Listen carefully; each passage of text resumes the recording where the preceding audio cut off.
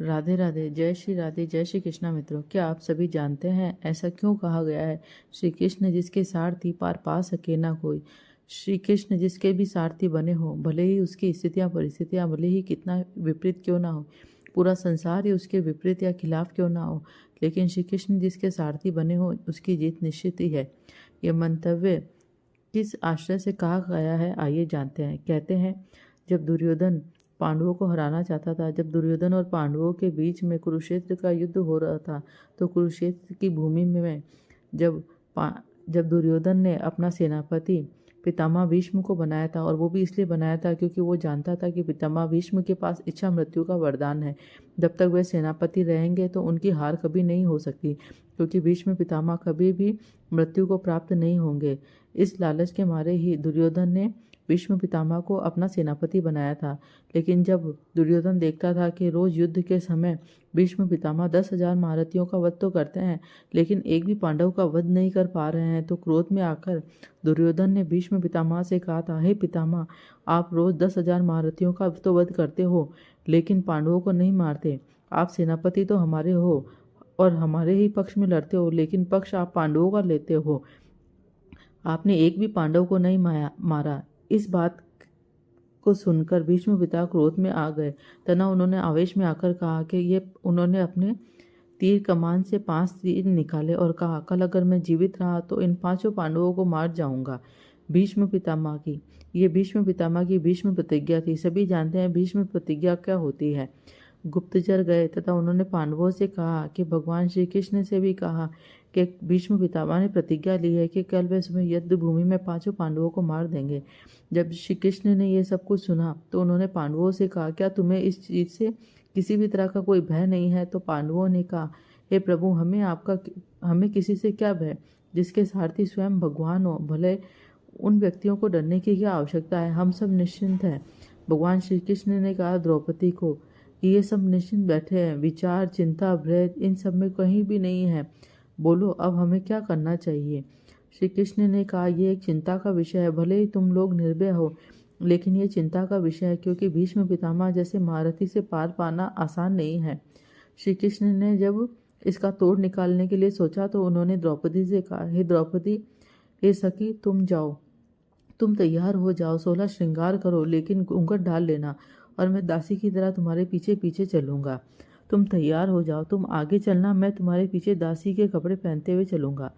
वे दोनों जने भीष्म पितामह के शिविर में गए तथा भीष्म पितामह को प्रणाम किया। भीष्म पितामह ने कहा कि अपनी पादुका बाहर उतार दो। द्रौपदी ने अपनी पादुका उतार कर श्री कृष्ण को दे दी और श्री कृष्ण बाहर ही खड़े हो गए।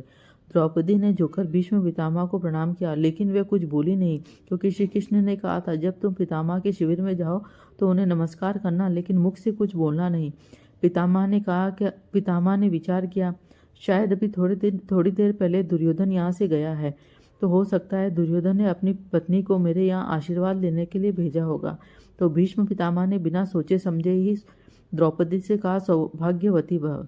द्रौपदी ने अपना घूंघट हटाया और कहा, यह बात तो सत्य मानूं या असत्य मानूं, क्योंकि कल आप मेरे 5 पांडवों को मारने की, मेरे 5 पतियों को मारने की बात कर रहे हैं, और आज मुझे शाम के समय सौभाग्यवती होने का आशीर्वाद दे रहे हैं। तो कहे, ये बात सत्य है या वो बात सत्य है? गुस्से में दासी का इस बात को सुनकर गुस्से में आकर भीष्म ने दासी का कपड़ा खींचा और देखा कि जो दासी बनकर खड़ी थी वो कोई और नहीं श्री कृष्ण थे, जो द्रौपदी की जूतियां हाथ में पकड़कर खड़े थे। तो भीष्म पितामह ने मुस्कुराकर कहा, मैं सब समझ गया, ये सब चालाकी इस मुरली मनोहर की ही है, जिनका रक्षक स्वयं उनके पतियों के साथ खड़ा हो, भला उसका कोई बाल भी बाका नहीं कर सकता।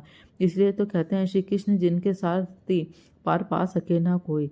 उन्होंने कहा कि हे श्री कृष्ण, तुमने आज मेरी भीष्म प्रतिज्ञा तोड़ी है। आज ही मैंने प्रतिज्ञा ली थी कि कल मैं युद्ध भूमि में 5 पांडवों को मार दूंगा, और आज तुमने मेरी प्रतिज्ञा तोड़ी है। कल मैं भी तुम्हारी प्रतिज्ञा तोड़ूंगा। कल मैं ऐसा युद्ध लड़ूंगा, तुम्हें भी मजबूर कर दूंगा कि तुम्हें शस्त्र उठाने ही पड़ेंगे। ऐसा कहकर भीष्म पितामह शांत हो गए और द्रौपदी व श्री कृष्ण वहां से चले गए। इसका तात्पर्य यही है कि ईश्वर जिनके साथ हो, ईश्वर जिनके सारथी बने हो, भले ही स्थितियाँ और परिस्थितियाँ कितने विपरीत भी ना क्यों ना हो, पूरा संसार ही विपरीत क्यों ना हो, कोई कितने भी चाले क्यों ना चल ले, लेकिन ईश्वर जिनके सारथी हो, ईश्वर जिसके साथ हो, उसका कोई बाल भी बांका नहीं कर सकता। कोई भी ईश्वर से बढ़कर नहीं है। और ऐसी स्थिति में कोई बुरे से बुरा इंसान भी इस स्थिति में सच्चाई से पार पा नहीं सकता। हमेशा असत्य पर सत्य की जीत होती है।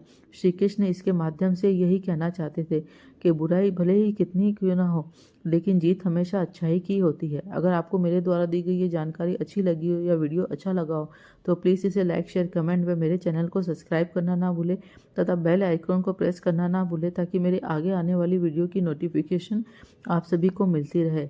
जय जय श्री राधे, जय श्री राधे, जय श्री कृष्णा। राधे राधे मित्रों, राधे राधे, राधे राधे, राधे राधे, राधे राधे।